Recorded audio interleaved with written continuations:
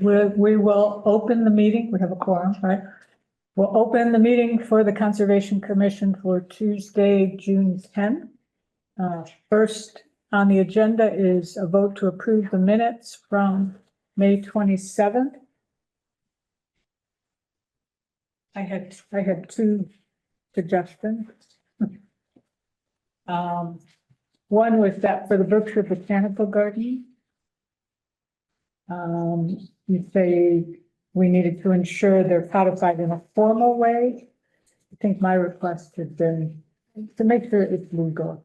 So if you could change it to legal instead of formal, just that it's consistent with whatever the law is around changing a conservation restriction. Any other? Okay, so can we get a motion to approve the minute? I'll make that motion.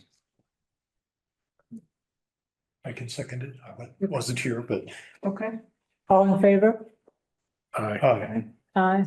Hi, Sally. Hi, Lisa. Hi, Bill. Hi, Joe. Bill? I have to abstain because I was not there. Okay, thank you. Next is a notion of, notice of intent for 35 Nelson. Nielsen, demolition and reconstruction of a single-family home. How's it going, guys? Right. So once again, we're back. So we have made some modifications to the plan, and what is currently on this plan is also staked out and marked in the field. So whenever we can set up a site visit, Great. we've been more than happy to walk you guys through this. So the first thing that comes to mind is we upgraded the sizes of the rain gardens and increased their plantings. So now it holds the full 100-year storm, which is I think 7.8 inches of rain before any infiltration. So we actually have that capacity in place. Second, we marked out all the trees in this area that we would need to remove in order to make the guest wing. I have broken them down into deciduous or coniferous trees, and then there were some dead trees mixed in there. Our new planting plan, we decided to replace every live tree that we were taking out with 2 planting trees, and every dead tree that we remove to replace it with 1, which ends up being like 42 additional trees planted between these 2 green areas, where we're going to do some invasive species removal, clearing, replant with trees. The rain gardens will have some trees planted, and then we have these gray areas, which we're kind of leaving up to Zadrum to plant on kind of her own accord. We gave her a list of species, and she knows to send in a planting list. We'll have that for you for the next site visit. Okay. What species she wants to do in those few areas. I did see hemlock somewhere. I would suggest not hemlock, Okay. just because it's getting attacked, so. Yeah, I think one of the hemlocks down here has the Delgida. Yeah. We wouldn't put in another hemlock. What's the plan? How is she going to remove the invasives from? Hand Right, on like a annual basis. No herbicides or. great. Oh, and there's 2 trees right around where the garages were proposing to remove the bottom 2 limbs on this oak tree, and then one of the bottom limbs on this birch tree, just because they are within the height of the house. But after that, the rest of the tree won't be touched. Great. And as for the stumps that were in the yard, we're going to grind those down, flush the grade, loam and topsoil on top of them. The ones in the rain garden's going to be built up, so we're going to remove those. Okay. Thank you for making those changes.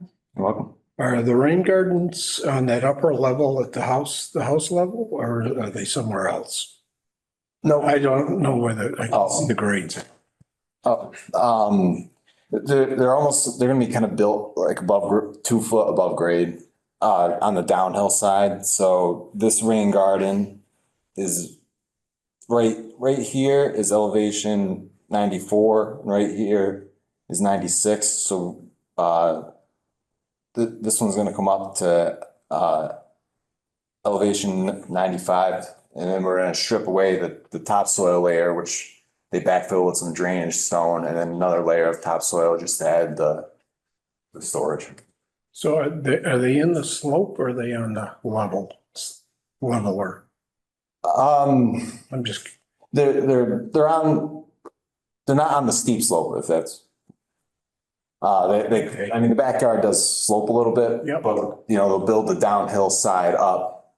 And then that'll be even with like the top hill side. And then there'll be like a depression in the middle to collect the rainwater. And okay. So we can see that area when we go out. yep, So you didn't have to take out a bunch of trees for the rain garden? it's all in the yard. Okay. Yep. I had one more question. First, thank you for getting the stormwater up to 100-year. And this is just a technical question because I don't totally understand. So when the way the stormwater drains right now includes those trees that are behind the house, right? There's a lot of big trees behind the house. So my question is part of the new calculation, does it take into account the loss of those trees or is it just the impervious? Yeah, we designed it based off the amount of impervious area. Because around the house, in the area where some of these trees are. Yeah. Gonna be returned back to lawn upon completion. Now I'm talking behind the house where the trees are coming down. Up in this area? Yeah. Do you take that into consideration? Because there's so much evapotranspiration from those trees. It's just a question. The way how I did the calculations was all off impervious. I do have, on the calculation sheet I provided. Yeah. We did go over, so there is a little bit extra storage, but I mean. Okay. But to kind of answer your question, I didn't take in the loss of tree when I did the calculation. It was just based off the impervious area being added to the property. Because it probably will have an impact. Right now, those trees are soaking up so much water. That when they're cut, they're not going to be doing that. If you can just make sure the homeowner knows, after an intense storm, we may want to go take a look. Okay. Just make sure they're aware. Just out of curiosity, do you guys include that in your normal order of conditions or? I think we always have the right to do that, Okay, but let's include it. I'd like to start putting it in there so people are clear. It's in the boilerplate of the notice of intent that Okay. we have the right to inspect the property at a reasonable hour.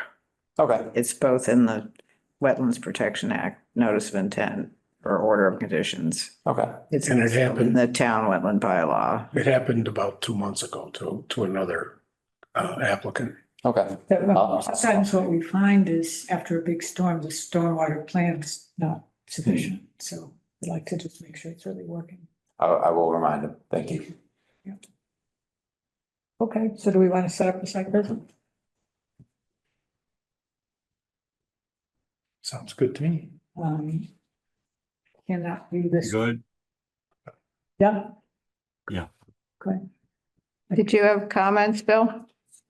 No, I'm up for a site visit. I want to see it on the ground. Mm-hmm. I can't do this week. Can do next Thursday. Next Thursday is a holiday. That's a possibility, or next Friday. I can't do Friday. I'm away Thursday and Friday next week. The 19th, 20th. Well, how about you, Joe? I'll be away Wednesday, Thursday and Friday. So if it's better for people to go this week, I can't go, but if the rest of y'all can go, fine. I think you'll want to see it. Right, but I don't want to hold them up for another meeting. Is there any chance you could do Friday morning or couldn't? Be away. Can't be away. Yeah, because I'm off Friday for Syracuse and Sunday for, or the next weekend, Friday through Sunday. Tuesday? Tuesday, the 17th. I could do that. Tuesday the 17th? Yeah, Bill? Yeah, Sally? What time? 3:00? That work? That can work for us. Joe, that's okay? Yep. Okay, thank you. All right, thank you guys.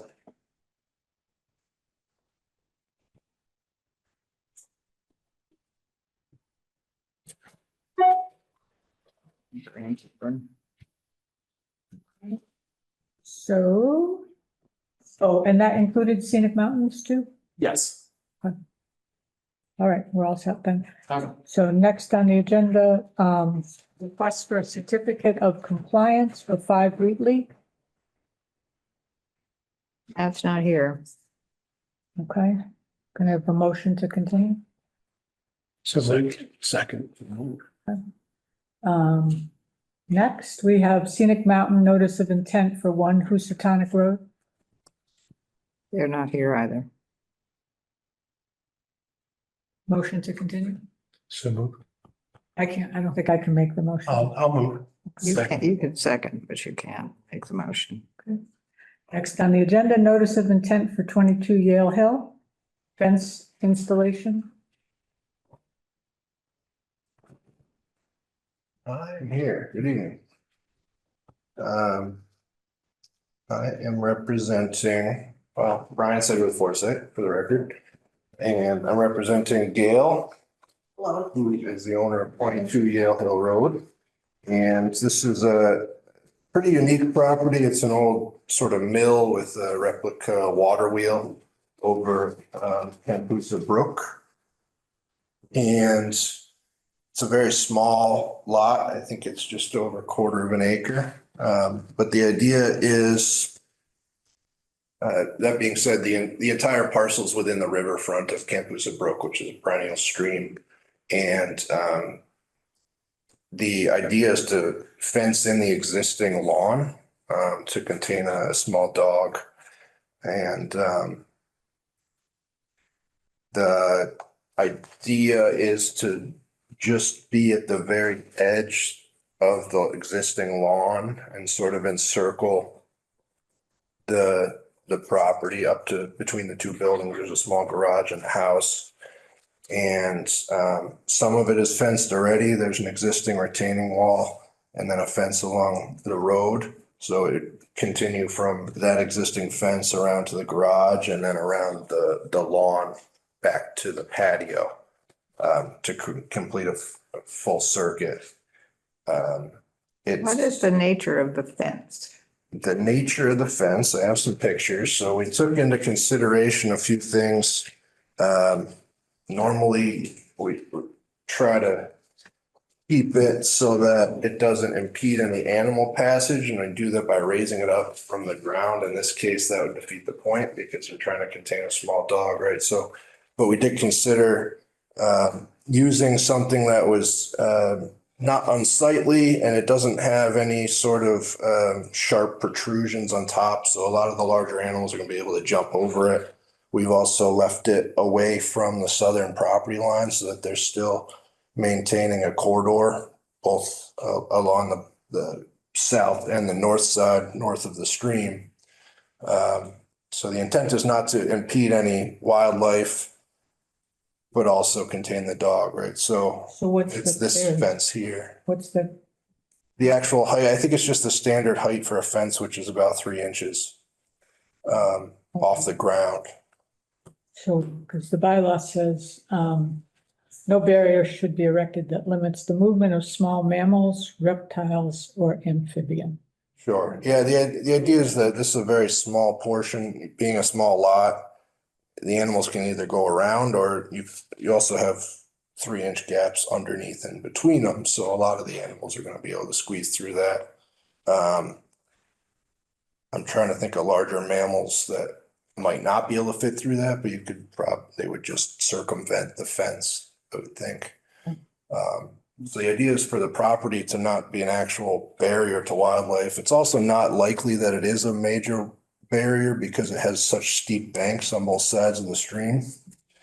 And so the animals probably already go around this parcel. But again, we took into consideration what we could without defeating the purpose of the fence. So I think it's a total of 280 linear feet of fence. And so we had a comment from DEP just to quantify what the actual impact would be. The best I can do is take 280 and multiply it by about 4 inches. You get 80 cubic feet of square feet, 80 square feet of impact.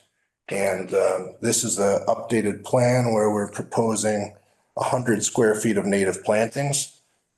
And that's the minimal. She's really planning to do a lot more than that, but we're showing that on the outside exterior of the fence. So that's an improvement. We're applying under a riverfront redevelopment project. So showing that improvement happening, planting where there's currently just lawn and rocks. And then there's an associated native planting list to choose from for those. Quick question, Brian? Yeah. Did you consider an invisible fence? Yeah, certainly. I think it was, That's like, we did an alternative Perfect for here. analysis, right? But I think it's kind of proven ineffective in the past. What kind of The dogs? smaller dogs. I'm afraid she.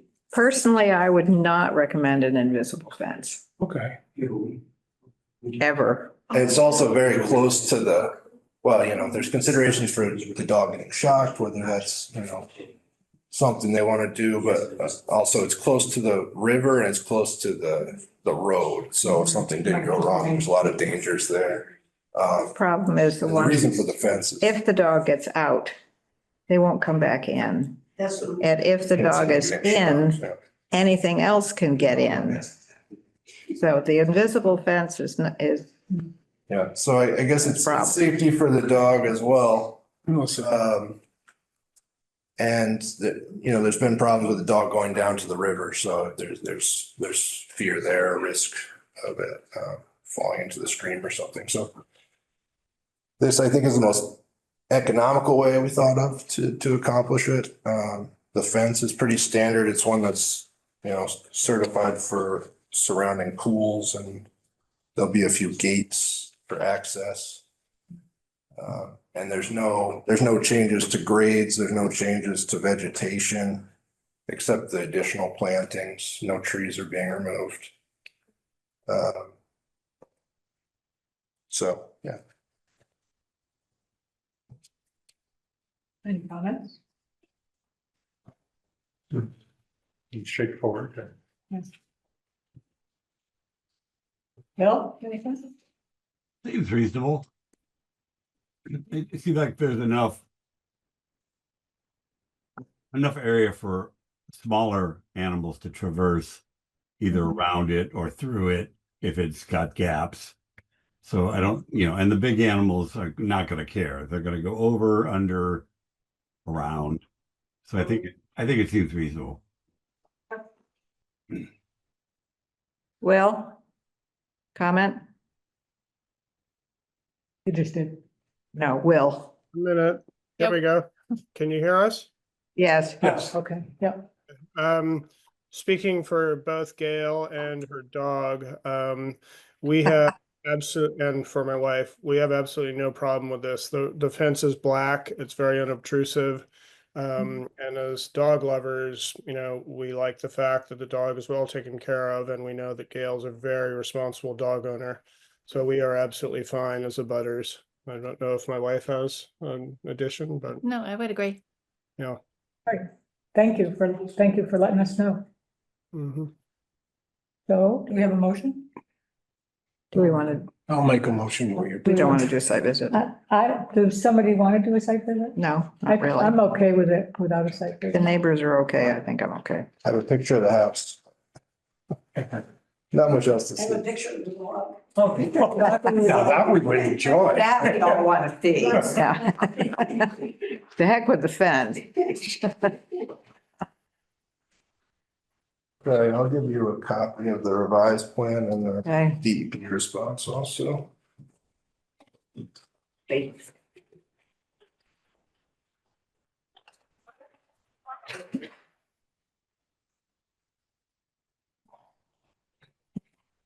His name? Murphy, they have the Murphy Brown. Can I see? I'm trying to blow it up as much as I can. Oh, yeah. And I agree with you, she would, I'm afraid she'd run through the invisible fence and disappear. Well, as Will knows well, my previous dog's mother used to run the fence every day. And if the invisible fence every day, and if there was a gap in the fence, she was gone. Indeed. Okay, motion? Make a motion to approve it.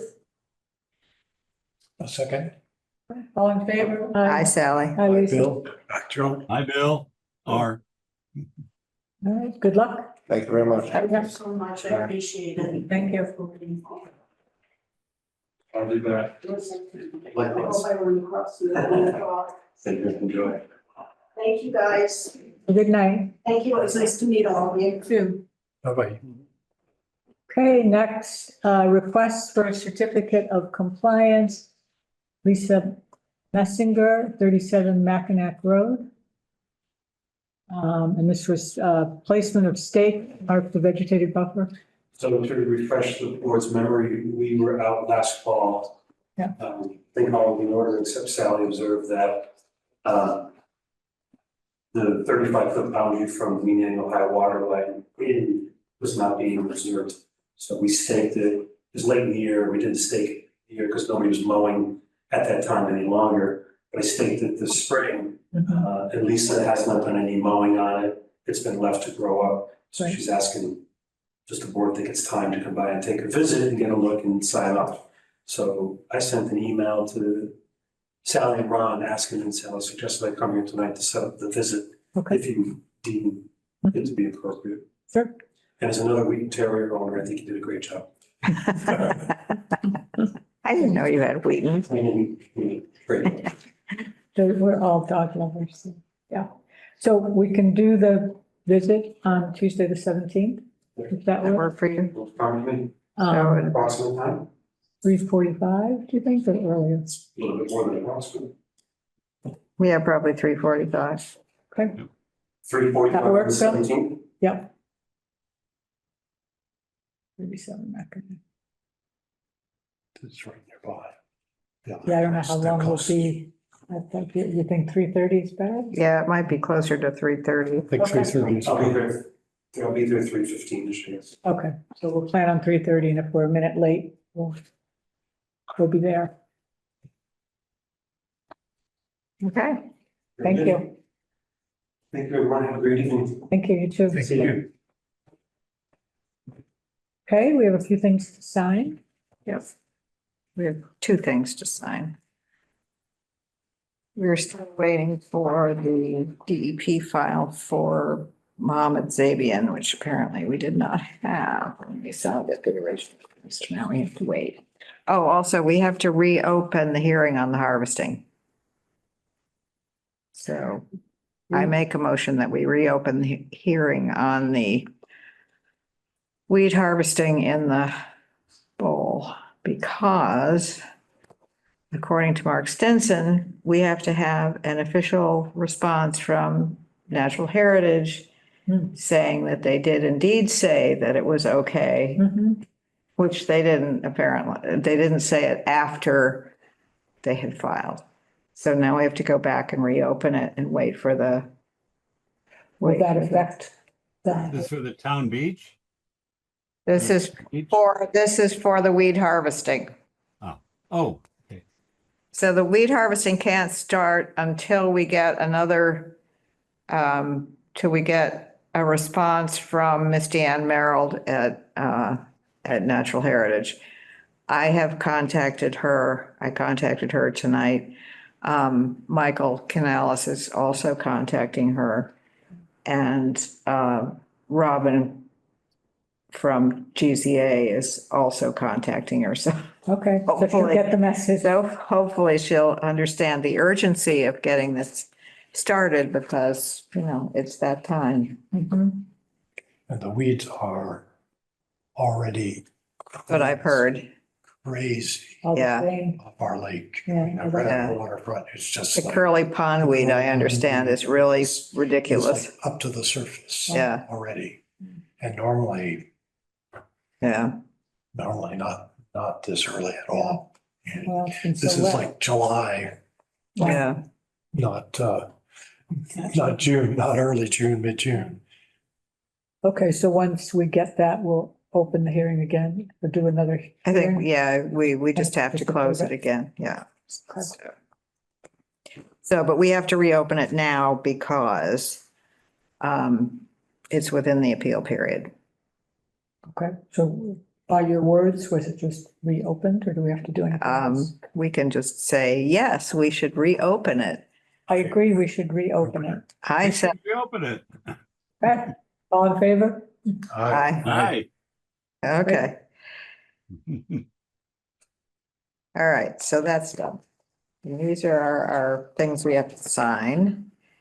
And while we're signing, These are both for 11 Wheatley. One is the stormwater management and one is the order of conditions.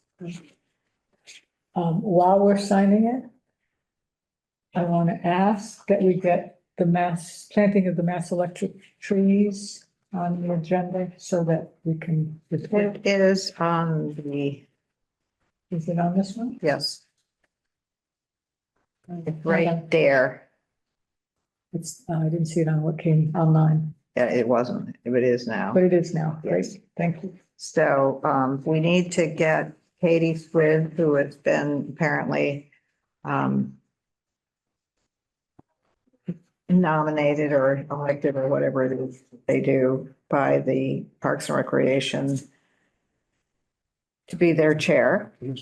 And so we need to get Katie in to talk about where, if and or where we want to plant out there in Bidwell Park. And if we don't do all of the things, then we need to go back and figure out where, Okay, so can we go invite her to the next meeting? yes. Okay. Do you know what that is about, Bill? Yes. Yeah, the National Grid planting trees at Let's go with this. Bidwell to, These are my notes.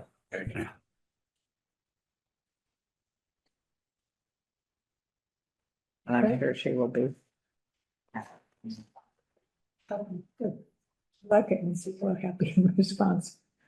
Upcoming business, Housatonic Railroad. Yeah, they're still under their last operating plan, so they will resubmit for 2026. And then we can talk to them yet again about the railroad ties in the wetland areas and see if we can maybe finally get them to move them, or maybe not. Since they've been not very responsive so far. which wetland, Sally? Okay, so all along the railroad track that run through Stockbridge, there are assorted piles of discarded railroad ties, some of which are permeated with all kinds of nasty stuff. Exactly, yeah. And we have been trying to get them for probably 15 years to move them.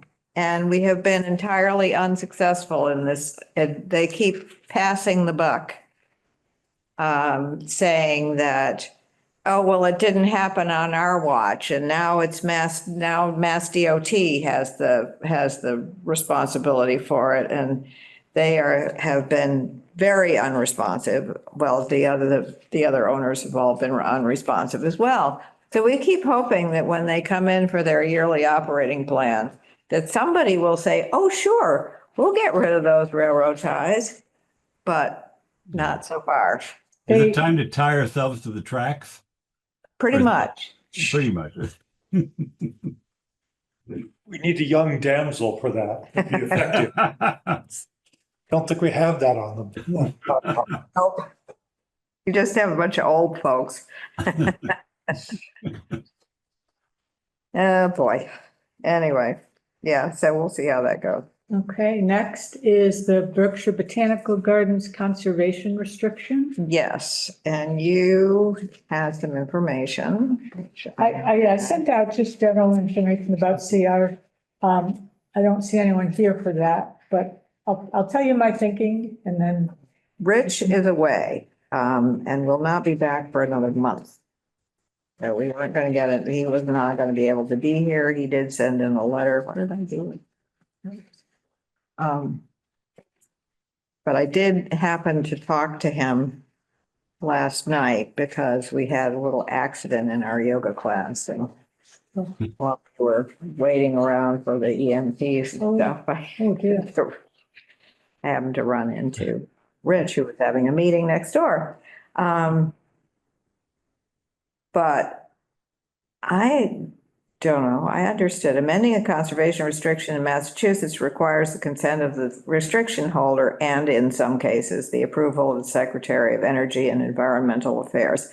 I took that to mean that we could approve this experimental change. You said you weren't so sure. I'm not at all opposed to what they want to do. I think it's fine. I don't know what in some cases means. My suggestion was just to run it by our town attorney or have Rich run it by the town attorney and just make sure it's okay. But I'm just one vote. If Yeah. people feel like it's okay without that, that's. So this is what I sent to Lisa today, and it's basically really just to refresh my memory as to what I said. I had a long conversation with Rich last night. The proposal is for 2 years only at this time, during which time any one of the parties can terminate the agreement if something changes or it appears not to be compliant with the memorandum of understanding, which we would need to have something, a memorandum of understanding. Which they provided. He did that already. Yeah. As I read what you sent below, it would appear that we have the right to determine this. In addition, at the end of the 10-year period or at any time in between, we can require that the original terms be reinstated. So that can happen instantaneously. If we look out there and we go, we really don't like this, we can terminate it immediately. In addition, the Botanical Garden will acquire another property. They have a lifetime they're a person who owns property either adjacent to or nearby the Botanical Garden has willed this property to the Botanical Garden, but it is a lifetime. This person can live out his or her lifetime on the property. So it's not happening until that person is gone. But I gather she's quite elderly, he or she is quite elderly, so it won't be forever. Nearby property that they will use for a parking lot for most events. The likely exception would be the Harvest Festival when they might want to use the Four Corners property. Until then, I think the plan they've devised is a good one and will better serve the environmental character with less mowing and more chance for the reinstatement of native grasses and flowers. We now have the opportunity to evaluate that growth, which we did not have before as the entire area was mowed. So right now they mow the whole thing. And under this temporary reassessment, they will have areas around the outside that will be allowed to regrow whatever grows up, and they can evaluate what's growing there. It might be good, it might be bad, it might be, good pollinator feed and we would have the opportunity to evaluate that, which we have no such opportunity at the moment. According to the memorandum, the land trust is the one that's doing the evaluation. Stockbridge Land Trust will monitor compliance with this agreement and periodically evaluate progress. Doesn't say the Stockbridge Land Trust and Conservation. Well, Commission, we hold the CR, so we, but this is the memorandum. It yeah, only well, says that- we can. Yeah. And we would be evaluating it for what? For the plant life that's growing. They would be evaluating it for the compliance with the, So we shouldn't, if you're gonna do we that. should, you yeah, we need should to ask include it. them. Is the idea to keep it open meadow? Where yeah, because what they are mowing is a smaller than what they're mowing now, so that there would be perimeters. The perimeter, most, But the idea is to keep it open yes, as meadow? yes. There's gotta be some management on that. Well, they're gonna do it, cut it They'll cut it first thing in the spring, and Every year, once again in the fall, twice a year. And and then during the just summer, the smaller area that they're gonna Yeah. use for parking, they would mow they would. mow regularly. basis. No, I mean, it seems like a great compromise and probably a better use of the. I agree. I just, from my perspective, serves both, Yeah. the owners and Yeah. the critters. Yeah. the plan itself, I have no problem with. I just don't know if we have the authority to change it without going through a full amendment. But as I said, I'm just one vote. Any changes do have to be recorded in the registry of deeds. So they do need to do that. So they would need to record the memorandum of understanding. Mhm. Okay. Good to know. So, Bill, do you have a thought? Well, I just, yeah, I would like to know whether we have the authority to make these changes.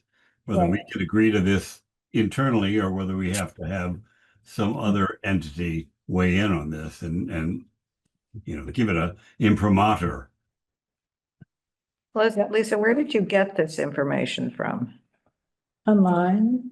The other thing I did read, the conservation restriction is a legal document and changes require approval from authorities such as the Secretary of Health and Environment, Environmental Affairs in Massachusetts. So my reading outside of here and on the MAC website was that there's a formal process with approvals. Again, I think the plan is fine. Mhm. If we could run it by town attorney and town attorney says it's okay to do this. Well, I just wondered when I write to her, where do I say that this came from? So, I can find out. Okay. No, All right. there's nothing on the top there that, No. okay. You I think I just just, you just said amending or removing conservation restrictions. It didn't say what Okay. the source of that information was. I think it was from mass.gov somewhere, but I can find it. It's also on the MAC website. But Okay. can we, I would take a motion to approve it pending approval from town attorney, if we want to keep it moving along. I'd so move. Second, And with the amended language that says We have, Concom as well as, right, in this, right here, I'd like them to include the Concom and whatever change they make to record it in the registry of deeds, so it's recorded somewhere.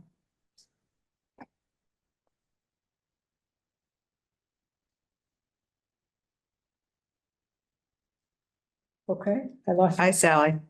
Hi, Lisa. I, Bill, Hi, Joe. I'm Bill R. Okay. Is that the end of the? How does that work, Lisa? If, it's closed, I understand. If the attorney needs money to review it, That's a good question. who pays for Yeah, that? no, that's a good question. If we ask town, we can just get the advice of town council. They're on retainer. They're on retainer. That just means they get the job. I know. What about the? We can just ask. Or can the Since we're not the ones starting this, can We they can- find out? We can ask town council. Okay. Fine. Any monies will be the responsibility of blank. I don't quite know how that works, but I know that we don't have to worry about it. I think because my guess is that we want to make sure we're operating legally, so it's for the town's advantage. Yeah. Give us that access. Yeah. I guess. And she, Donna's really quick. She was like, bam, she'd get you an answer when you ask her. Good. But that's a good question. I don't know, we've never worried about it. Yeah. before. I don't know why we start worrying about it now. Wait, that is a good question. It is a good question, but like I say, we've never worried about it before. We just ask her the question. Yeah, no, it's good that we have that. Yeah. So did we skip over 6 Colonial Road and? Those are upcoming. Those are just, They'll be at the next, we'll hear those at the next meeting. and what about the industrial park? Is that still lacking? That we need to get, we need the, he needs to get the, apparently wherever they sent it, I think they sent the DEP portion to Boston. And it is lost in the caverns of, wherever those things go in Boston. And they're not to be seen again, apparently. So Mohammed and Mark Stinson are working out getting the proper stuff to the proper places, and then we'll get the file number from Mark, and then we'll just go back and issue it again. Were there abutter notifications done as part of that process? Mhm. That was the other question that I saw Mark raise. And that did happen, because it seemed all very casual, I guess is what I would.